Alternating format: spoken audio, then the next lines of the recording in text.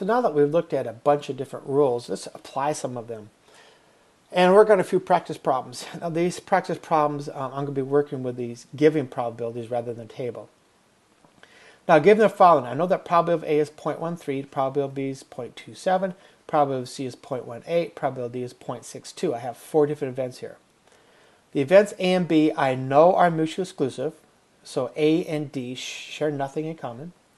The events B and C I know are independent. So let's find some probabilities. First of all, let's find the probability of A complement. Well, I know that the probability of A plus the probability of A complement has to be equal to 1. That would imply that A complement must be equal to 1 minus, well actually let me write that again.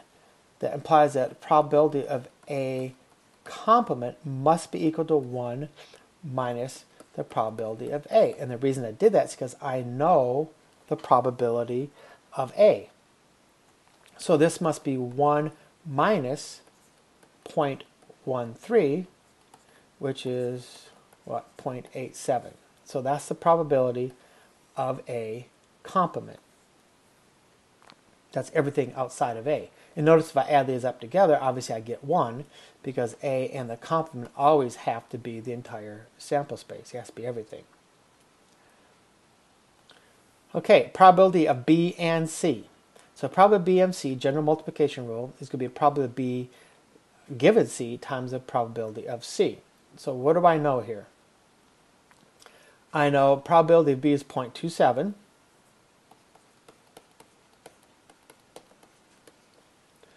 I know the probability of C is 0.18. And do I know anything else about B and C? Oh, I know B and C are independent.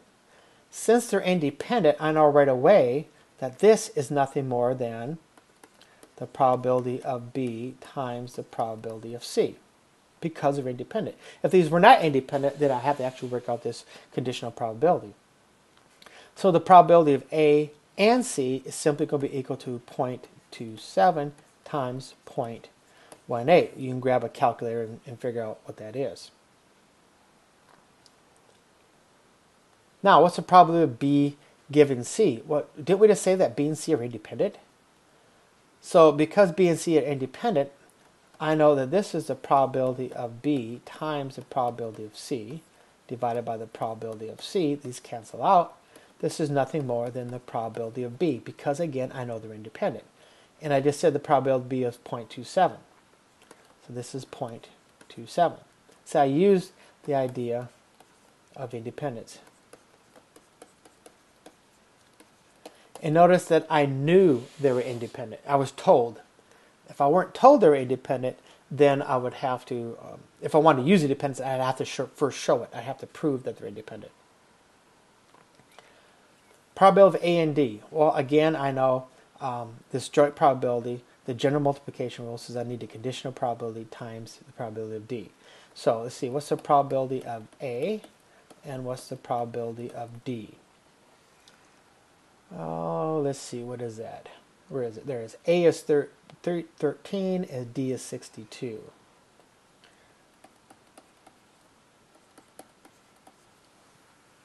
Now, do I know anything else about A and D? Yes, in this case, I happen to know that they're mutually exclusive. Well, that makes life easy. Because as soon as I know that they're mutually exclusive, I can basically say, done. Because A given D is going to be 0 times probability of D, 0.62. This is 0. Right away, when I know that they're mutually exclusive,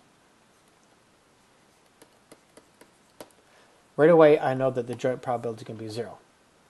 And if you're in my class, you can just say, due to the fact that they're mutually exclusive, the probability or the joint probability is 0, and you're done. There's really nothing else to show.